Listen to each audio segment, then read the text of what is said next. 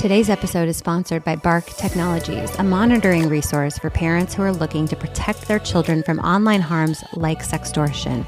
I am so grateful that parents of today have resources like Bark that make our kids' entire digital experience safer. This episode dives deep into sextortion through the story of Jordan DeMay. Some of the discussion may be difficult to hear.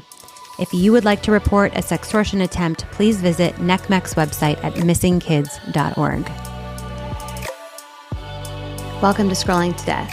I've heard, and listeners have heard, a lot of very difficult stories on this podcast from many parents who have lost their children. And today's story is going to be an especially tough one, but one of the most important topics parents can get educated on. When I was researching for this podcast early last year, looking up social media harms, I came across the story of Jordan DeMay. His story literally rocked me. I think because Jordan reminds me of my son, and I cannot imagine this happening to me or him, but it is happening to thousands and potentially millions of children, and that is sextortion. So today through this conversation, we're honoring the life of Jordan DeMay, and who better to introduce us to Jordan than his dad, John. Thank you, John, for being here today. I want to just ask you about Jordan. So what was Jordan like? What was he into? I'd love to just get to know Jordan. Jordan was everyday kid, right? It's kind of cliche, but he was just an all-American dude. He was a dual sport athlete for many, many years, baseball, basketball, football, all the way from, early junior high and elementary, all the way up through high school. But he was just kind of a class act. He was always joking around and goofing off, and always did well in school for the most part. He was a honor roll student and, all conference basketball player in high school. So he's very dedicated to his teammates and his sports. He just really kind of lived through sports mostly for the majority of his life and his friends. And, he was the kind of kid that was always walking around with a smile on his face and cheering everybody up. And he just had a really broad, diverse group of friends. He had friends from different schools and different walks of life. And so it was kind of interesting compared to what you and I might have experienced in high school, where it was a lot more cliquey and a little bit more segregated. But so it was kind of interesting to see that, we'd go out to tournaments and stuff 3-4 hours away, and he would know people and kids would come up and say hi. And so he was that guy. Right. Yeah. Wow. So he was already making a big impression on everybody. Sounds like. Absolutely. Do you have siblings? Do you have other kids? I do. Yeah. So both Jennifer and I, Jordan's mom divorced when he was very young, and we both remarried. And so I have two other girls who are 10 and 8 here this month. Wow. And Jennifer has two other girls. So Jordan had 4 sisters, 2 had her girls and 2 had ours. So yeah, he was a big brother, and he just loved to wrestle around, and our kids loved him, and his other sisters loved him. And there's something really cool about a boy that has a bunch of sisters. Like, he can just talk to girls. He gets girls. He gets how girls are, not he gets girls. That was and I've seen a lot of pictures of Jordan. He looks like you. Yeah. Okay. So can you tell listeners who are parents and are eager to learn about this issue and protect their kids? So what happened in March of 2022? In March 2022, we were just about ready to leave for Florida vacation for a couple weeks. We typically go down there for once or twice a year to vacation on the beach and visit family down there. We were going to leave on a Friday morning or a Friday afternoon. The kids were going to go to school that morning, and we were going to pick them up early. But on Thursday night, we were kind of all just kind of running around getting packed, and you can imagine how that looks with 4 kids and 2 dogs and all the things. So doing all that ruckus. And I ended up going to sleep a little bit early that night on Thursday, just because I wanted to get up and be rested for the drive the next day. And so I actually passed Jordan outside on our patio. He was coming in from his girlfriend's about 10:15, and I saw him outside and passing, and just said, "Hey, I'm going to bed. I'll see you in the morning." And that was the last time I saw him. Subsequently, he had just received his first text message on Instagram from a young woman named Danny Roberts, who reached out to him and friend requested him and just sent a message that said hi.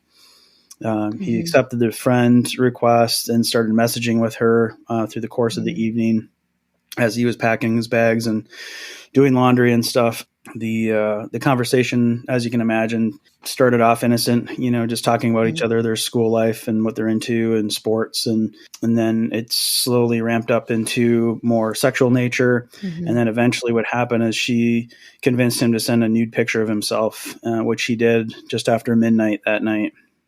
And when that happened, then Jordan found out that Danny Roberts wasn't a nice young lady. She was actually he from Nigeria, who started extorting him for money. The extortion lasted from a little after midnight, and he ended up taking his life at 3:45 in the morning. So just a little more than 3 hours worth of conversation. He was 17. Jordan was 17. Yep, he was just about 8-9 weeks from his 18th birthday and graduating high school. Yeah. Jesus Christ, I'm so sorry, John. Yeah. Okay. Tell me about the process of figuring out who this was that was actually messaging Jordan. Well, it was quite interesting. Obviously, what happened in the morning when I found Jordan in his bedroom, he shot himself in his bed, and once we contacted law enforcement and things started unfolding, we really had no idea at that time. I mean, we were just, his bag was on the floor right there by his bed, ready to go. He was just buying suntan lotion and a few things with his girlfriend a few hours before that. Like, he was ready to go, and then all of a sudden this happened. So we really had no idea. Yeah. But what ultimately happened is the extortionist at some point sent his girlfriend that picture, the compromising picture. And the next day, sometime later that day, she let us know about that. And then we contacted law enforcement right away and said, hey, I don't know what this is about, but something's going on here, right? So this is the why that's starting to come together. Yeah. So that happened, I believe, on Saturday.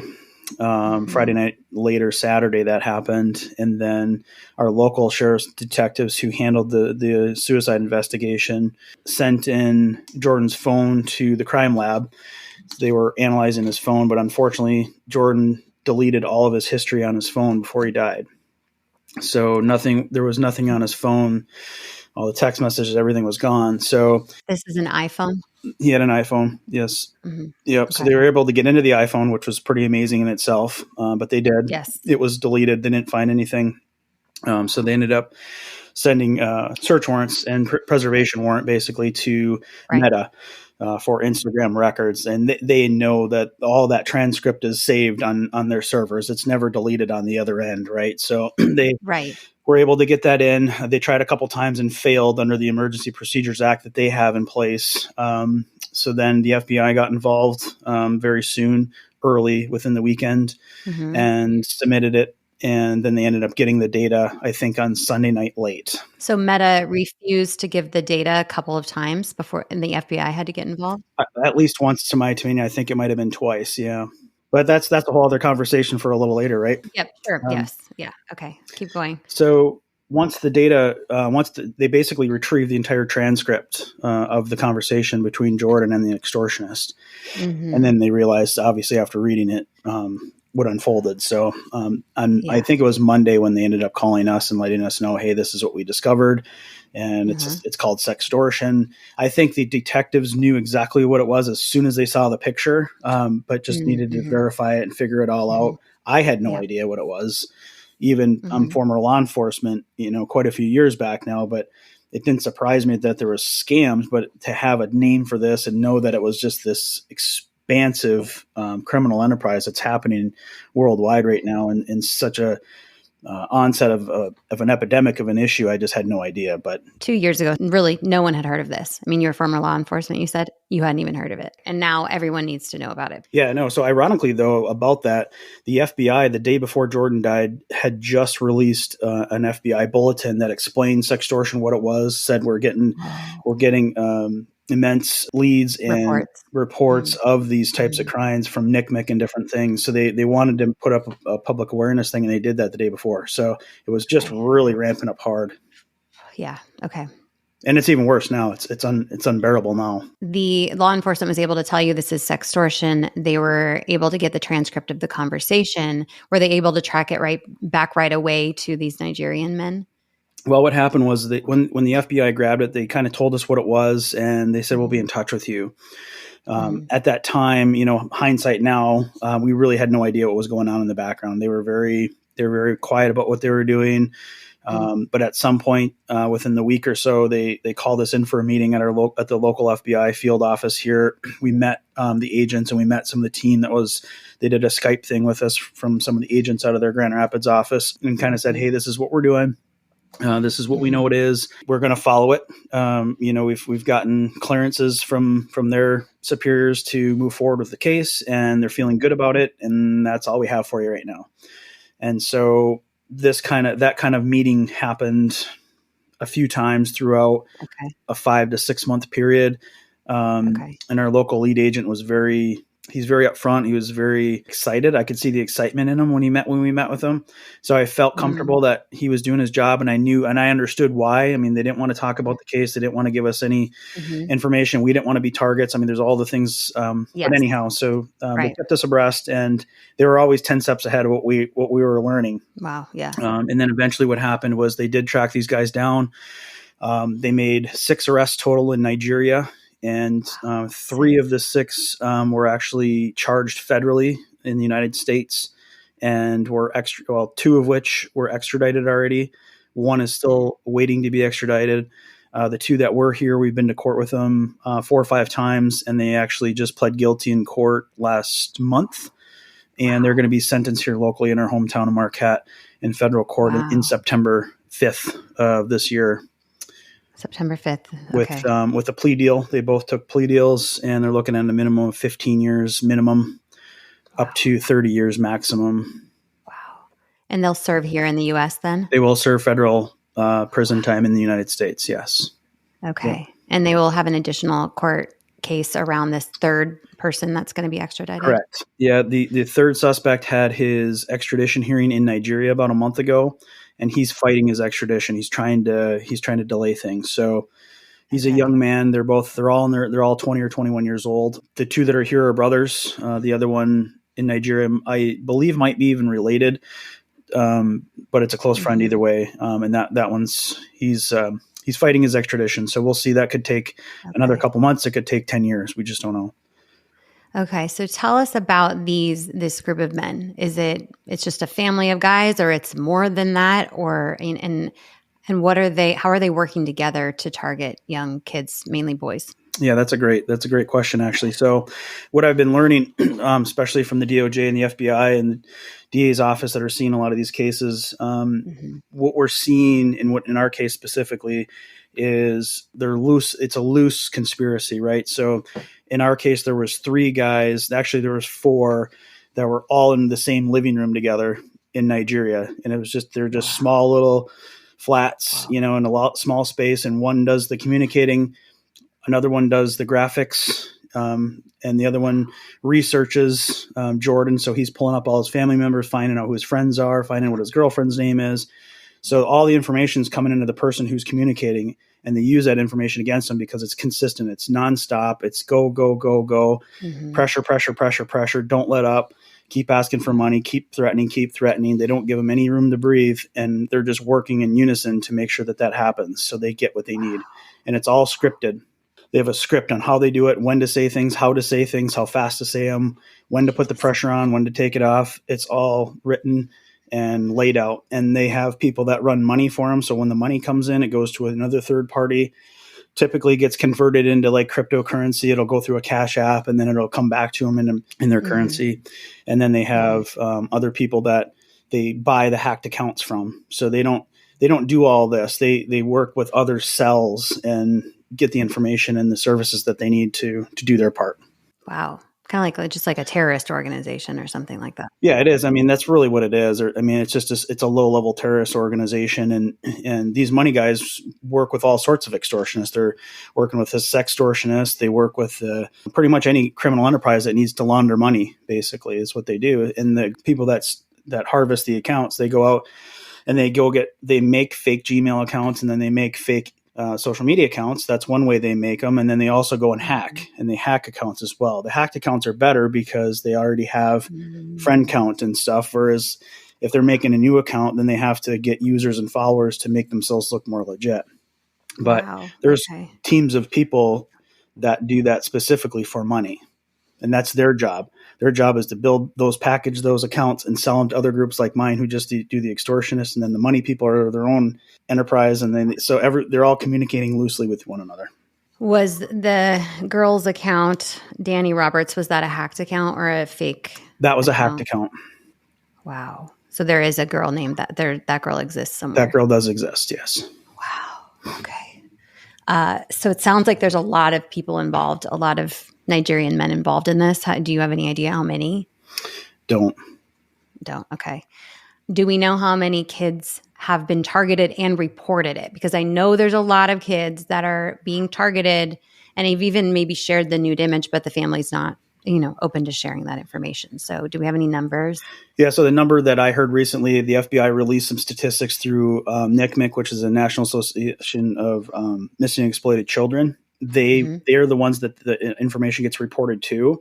They did a study. It was like a fiscal year. I don't even think it was a full year, but it was like 13,000 cases of sextortion that were reported. That is right. That is reported. Most likely the ones that reported that probably lost money and or some sort of loss there, because the majority of people that got started with the extortion that never really went anywhere, it would be my guess they probably wouldn't report.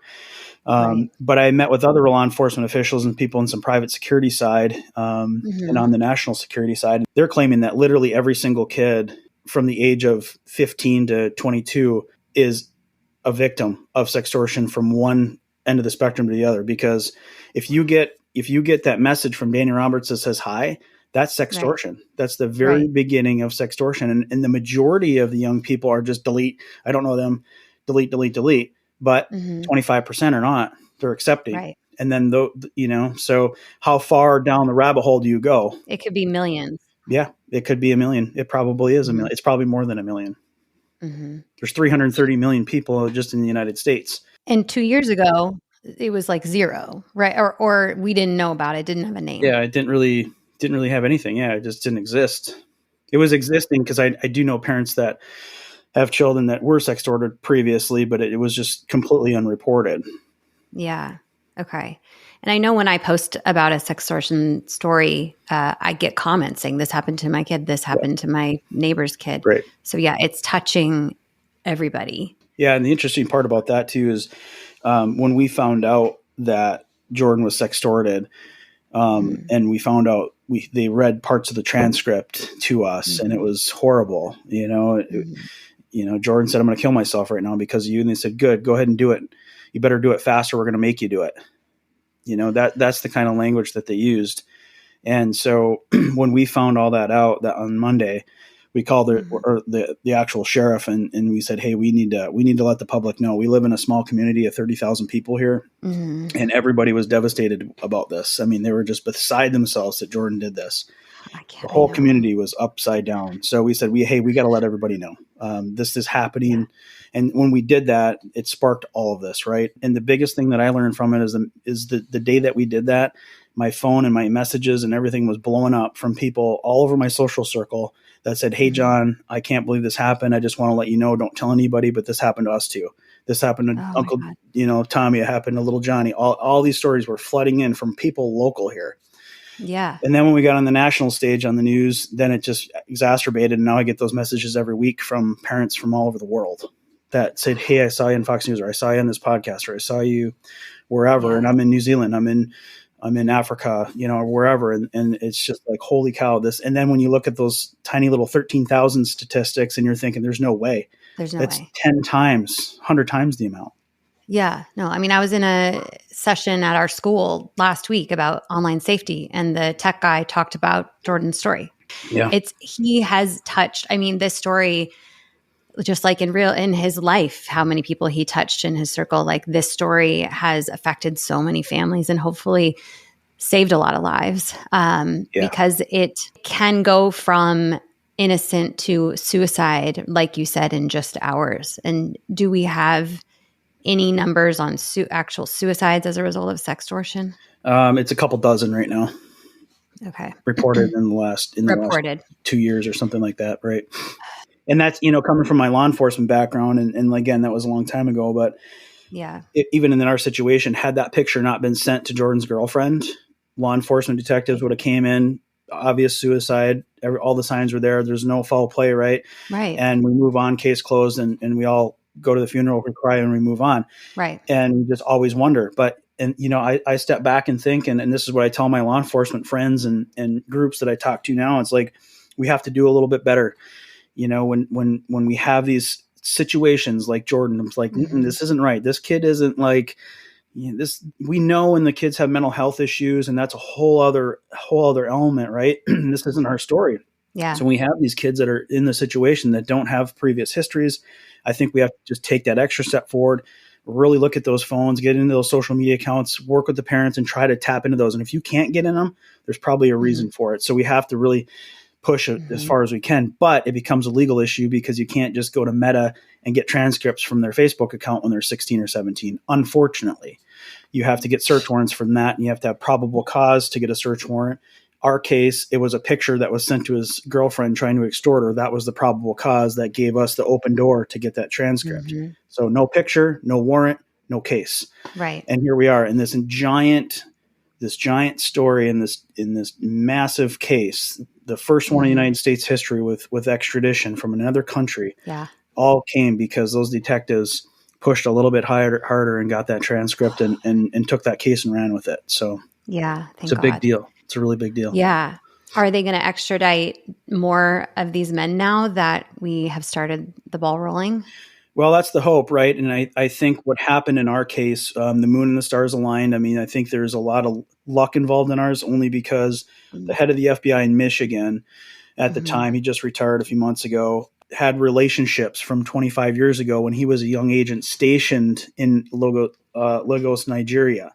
Wow. Those people he was stationed with are now in the upper echelon of their department. So when we found out about it, they made calls over to here, and they're like, yeah, I have guys and we're going to work together. And they assigned a couple young guys that I happened to meet in the States when they did the extradition. And they're like, yep, let's do it. We're going to get it. And they put it together and ran with it.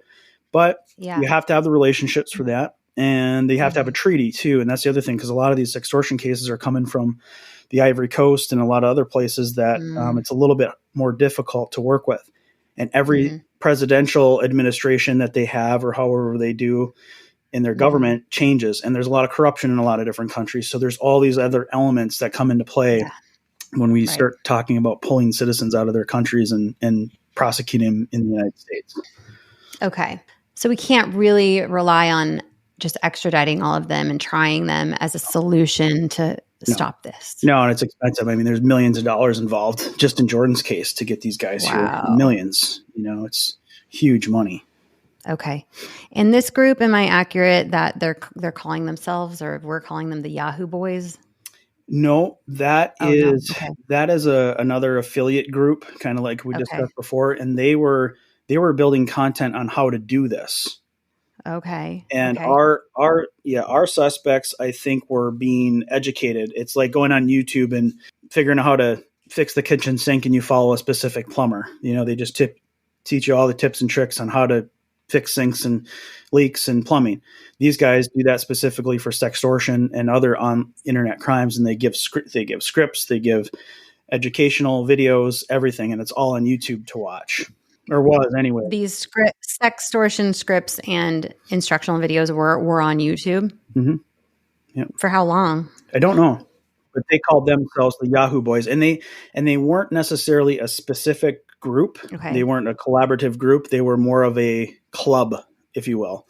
So I think they called themselves, if you were kind of in a culture, if you were participating in their program. Basically, you were a Yahoo Boy if you were playing into their program, basically. Wow. Okay. Let's talk about who's getting targeted. So I know that it's typically teenage boys, but is there more similarities in who's been targeted? It's kind of interesting because the boys that I know, all the parents that I've met, I've seen pictures and, we have relationships with these people. And it's kind of interesting because a lot of the boys, if we were to stick them all in a room together, They could all be brothers, right? They might be a different color, but they're all going to be brothers. They're all 6'2". They're all athletes. They're all, well-mannered, educated. It's just, that's kind of the thing. And the girls too, it's happening to girls.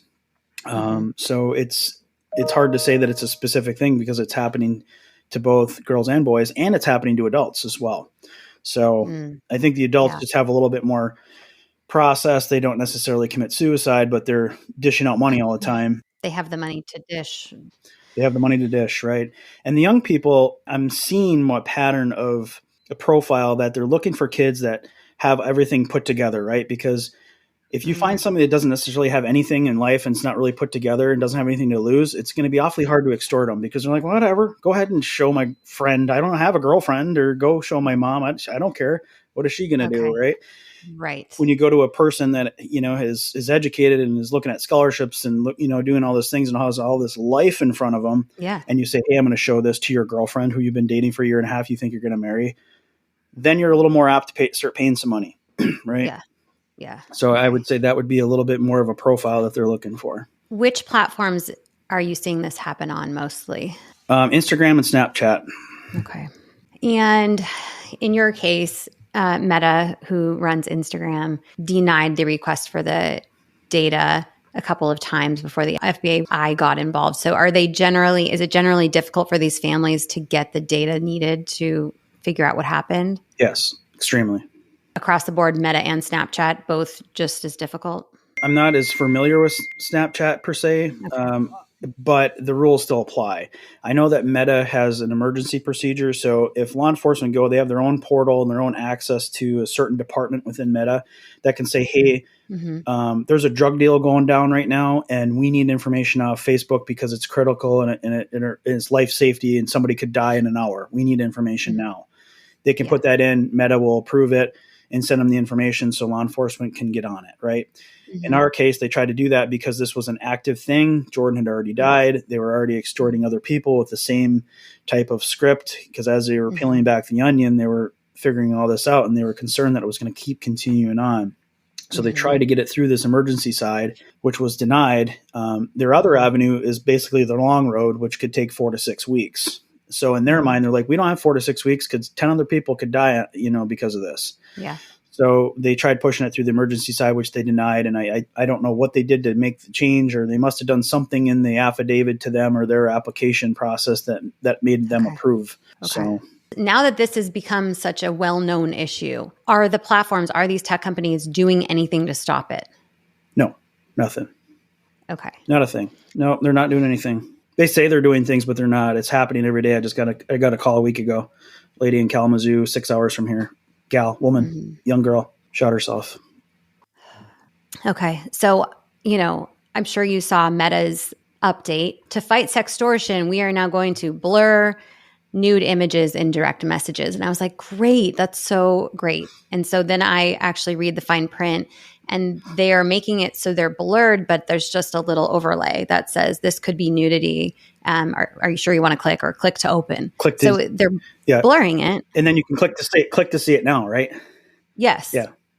Which is so devious. It's like, if you can identify it in order to blur it, then why even let it be viewed at all, especially imagery? I'm not going to talk about adults if they want to send nude images, but minors images, minors nude images, you're going to let them be seen. And you're telling me a teenager is not going to want to click on a blurred image that might be nudity? Right. Of course they are. Of course they are. So that doesn't help the sextortion situation at all. In fact, it encourages it in my mind. It fosters it, because the criminals on the criminal side are going, it doesn't matter. They're not doing anything about it anyway. Look, they're saying they're doing stuff, but they're not. So they'll keep going. Right. Right. And then Section 230 under the federal code gives all social media companies blanket immunity for pretty much anything. They cannot be held liable for anything that happens on their platform. And that's the problem. And that's where the fight needs to happen. Yeah. But if you go back and watch I attended a hearing with all the CEOs, Mark Zuckerberg and the others in Washington, D.C. If you go back and watch that hearing, when you can see exactly what you're talking about, Ted Cruz put up a big billboard, and it was a picture of that. And it said, this may contain child pornography and adult-like content. 2 choices. 1, delete, or 2, see content now. And that was an actual screenshot of what Facebook was using. So it says Yeah. it's child pornography possibly and nudity, Mm-hmm. but go ahead and click that button and you can see it anyway. Don't worry about it. Right. Yeah. So his argument and my argument was that they know it's child pornography. They know it exists and they put a label on it and then call themselves, we're doing something, but they're letting people watch child porn on their website. And they're doing that because it drives engagement. It keeps these Correct. people on the platform, which Right. allows them to sell ads on Right. around the User content. count is everything for them. They aren't going to go through and delete user count because they can go to Target and Walmart and say, look at our user count. It's this big. All these people are going to see the potential of all these people seeing your ads is worth money. Mm-hmm. And as soon as they Yeah. start slashing all the fake accounts and getting it boiled down to what's actually legitimate on a platform, they'd be down to half. And I don't think they could even sell advertising money the way that they do. So they're not going to delete user count. It's criminal, right? It is. It's very criminal. Wow. And yeah, this law, Section 230 from 1996, it makes it so that they are not liable for what happens on their platform. Correct. That they're just message boards and anything that happens on there is just everyone else's deal. But the problem is that they now influence so much of what's being seen and said and done through their algorithms and through the quick ad features and through the geolocators and all these things that they have to have some liability. And there are some lawsuits from a lot of the families whose children died from a fentanyl lace pill purchased on Snapchat. There's all those families suing. Choking challenges, all kinds of things. Yeah, choking challenges. So we're hoping to see some amendment to Section 230 anytime now would be nice. We filed a lawsuit also. Yeah. Oh, you did? Okay. We did. Yeah, I meant to ask you that. So you filed a lawsuit against Meta? We did. Yep. Okay. It's the only way we're going to get them to stop. I mean, we have to, in my opinion on it, and I speak through the screen here to Mark Zuckerberg because I know he's watching me. And if your business is so above board and you think you're doing such great things, then just go ahead and get rid of Section 230. We as parents can sue you all day and you can put your tie on and walk into a courtroom and be confident you're going to win because your business is run so well and you're so protective of everybody. You don't even have to worry about Section 230 because that's what you're telling the American people, but that's not what's happening in the back end. Right. So if you think your business is above board, get rid of Section 230 and let's find out. Yep. Because parents like me will sue you for $500 million each. And then finally someday when you lose a bunch of money, that's the only way things are going to change. So devastating. It's devastating that it has to that kids have to die and lawsuits have to be filed by the families in order for them to change their behavior. Like we cannot put profits over children's lives. Like I get that they need to like have profits coming in, but we can't have children dying. Like we can't have anybody dying.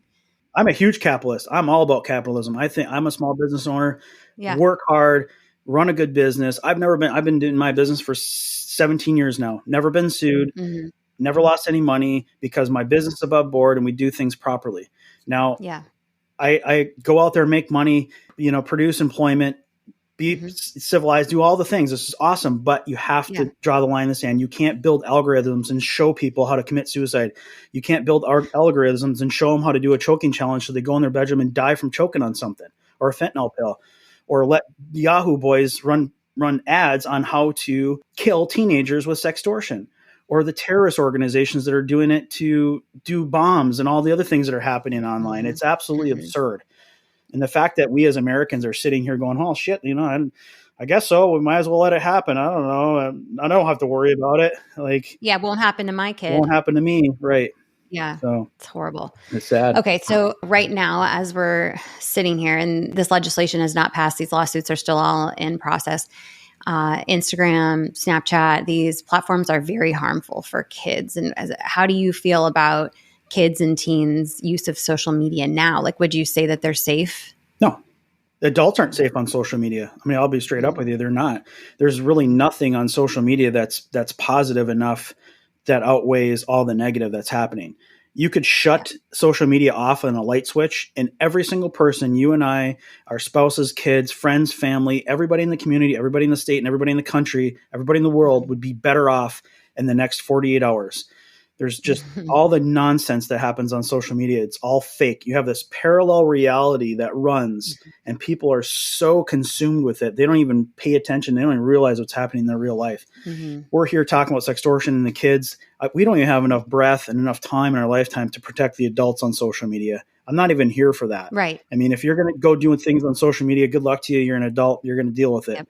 But if you want to put the kids away and go over the adult side, women are being shamed on what they should look like and what they should be doing and all these things. I mean, it's putting this whole sense of what is unreal into their mind. And then they try to go into an adult relationship and they don't even understand it. Men are going into relationships that don't understand it because this is what they expect, because this is what they saw on social media their whole life. How to act, how to dress, how to think, seeing all the misinformation that's coming through. We dealt with it with COVID. I mean, it was just every time you even typed the word COVID, social media caught that and blocked it, didn't they? Or anytime somebody had a pretty solid theory about what was going on with COVID, gone, deleted, never saw it again. Turns out it was all right at the end of the day, but at the time they just got rid of it. Yeah. But they can't do that with sextortion or fentanyl pills or gang violence or all these other things that are happening on social media. No. I just don't get it. I don't get it either. And I'm right with you that I don't think it's positive for almost every adult, really any adult, but I can control what adults do. Nope, I can't absolutely influence not. what adults do. But when it comes to protecting children, we can absolutely, from things like death and suicide and overdoses and poisonings and all those things, but just the pure mental health issues that these kids are dealing with and the addiction. Like we got to start from there. And then we got to start with the kids that are dying. Let's start there. And then let's bring it through to like, do you feel like kids shouldn't be allowed? Like some states are doing 18. 18. That's my kids will not have social media in my house. If they live in my house, I don't care if they're 20, they're not having social media in my house. That's my rule. Yeah. If you want to have social media, move. Yeah, and I'm with you too. How are you going to control that? Are you going to get them like a kid safe phone, like a Bark phone or something like that? Or it's a struggle. It really is. Yeah. And I got Jordan a phone when he was young. His mom moved away for a couple of years, and I felt like it was a good thing for them to communicate when they wanted to. But I had a ton of restrictions. It was an iPhone. It had a lot of parental controls. We had Verizon. Mm-hmm. Verizon had a lot of parental controls. I made him sign a contract. We put all these rules on paper when he was like 11, and I made him sign it. Right. Yep. And then we had a Wi-Fi router that was separate from my wife and I's that had a separate password, so he couldn't get on ours. Yeah. And then I had a timer on that, so it shut off, so he couldn't get on the internet. You did everything right. I did everything you could ever do. After he got a little older, I made him sit down at the dinner table and read his text messages from his girlfriend to the family while we ate dinner. I just did everything I could do. Yeah. But I'm hoping that tech companies will get a little bit better too, because to this day, I can't go into Verizon or anywhere and get a cell phone that doesn't have all this on here. Like, can I just get a phone that's got an internet connection and then that's it? And then there's no Facebook. You couldn't even put Facebook or Instagram on it. Like it wouldn't be possible. Yeah. So Bark phone, the parent has full control. You can have them just text and call. Yeah. And you can control who they text and call. So they can't even add a contact without you knowing. So luckily now there are products coming up that are a little bit better. And they send alerts to parents if something harmful is sent to your child or your child sends something harmful. But we still can't get far enough into like Snapchat and Instagram to monitor certain things because we can't get into their API. Yeah. So Sammy's Law is one of the bills federally that will let us put that deep parental monitoring on so we can get to all that content. Hey, Nikki from the future here. I wanted to do a little check-in. These stories can be scary, I know, but there's hope for parents. We don't have to be in the dark thanks to monitoring technology from a company called Bark. Bark looked deep into stories like John's in order to help families avoid tragedies like what happened to their family. With the Bark phone, you can manage what your child has access to, approve contacts, block certain sites after bedtime, and it can grow with your child, adding new features and apps as they mature, or dial it back to give them a breather. Giving your child a phone can be scary and stressful, but Bark can alleviate that stress and allow us to focus on what's important, and that's connecting with your child. Now let's get back to my conversation with John. And I did see a headline from NBC News that mentioned Jordan. So Biden to sign new bipartisan law targeting child sextortion online. Do you know about this? Can you tell me about this? Is that the, not COSA, but... Report Act. Report Act, yes. Yeah, so there was the Report Act. There was COSA. COSA is another one that was supported heavily by senators. That was over in the House, I think, right now, being voted on. So I think the Report Act kind of made it up, and Biden is supposed to sign it. Is that new today, that headline? May 4th, 3 days ago. Yeah, so he hasn't signed it yet, I don't believe. Okay. And Report Act will require online platforms and social media companies, they required to report child sex trafficking and online enticement to NCMEC. So putting the burden on them. And so hopefully that will allow, if they don't do that and your child gets sextorted, then you can sue under this law. Hopefully. That's how I'm reading it. But I'm going to find out more about this. I'm going to talk to some of my lobbying guys and get some more. Yeah, from my understanding, from our attorneys and stuff talking about some of these bills, that is kind of the loophole I think they're going to find, is that the attorneys will weasel their way in and say, hey, you didn't report Jordan's case and therefore he died, so therefore that's our in. And I think that's probably the way it's going to play out. We'll have to see what happens. It's going to play out for a few years for those first cases that come to the courts, but it'll be interesting. Yeah. Okay. I know we're running short on time. So what else do you think that parents need to know about sextortion that we didn't already cover? I don't know that parents need to understand really what sextortion is more than what it is, right? I mean, it's pretty basic. It's an extortion scheme. It's very private. Kids don't want to tell their parents. I think we just have to, one, be strong parents and keep kids off social media. They just don't belong there. Their entire world, good, bad, and otherwise, is right at their fingertips. And I use this analogy. If your 14-year-old daughter wanted to go to the strip club with her friends tonight, Friday night, 8:30, 9 o'clock, they want to head down to the strip club, would you let your daughter do that? No. Right. Would you let your son do that? No. Yeah. We wouldn't even let them do it when they're 17. And the strip club, I would let my kid to the strip club before I put them on social media, because you know why? Everything in that strip club is controlled, and it's in an environment that's probably pretty safe. It is not on social media. There's nudity, there's death, there's everything, there's body shaming, there's fat stuff. There's just everything you can possibly imagine is at their fingertips, and they're seeing it at all times of the day. Yeah. Sad. We've got to keep them off. And I think a big win for me would be if social media just said 18 and under, and that's it. And I know there's some bills that are starting to put some age limits on it. Matter of fact, Ron DeSantis in Florida put an age restriction on his at 16, I think, which was solid. I think it should be 18. Tennessee did 18. Okay. But parents can give permission under 18. Yeah. And that's a parent's stupidity if they do that. But at least it's there.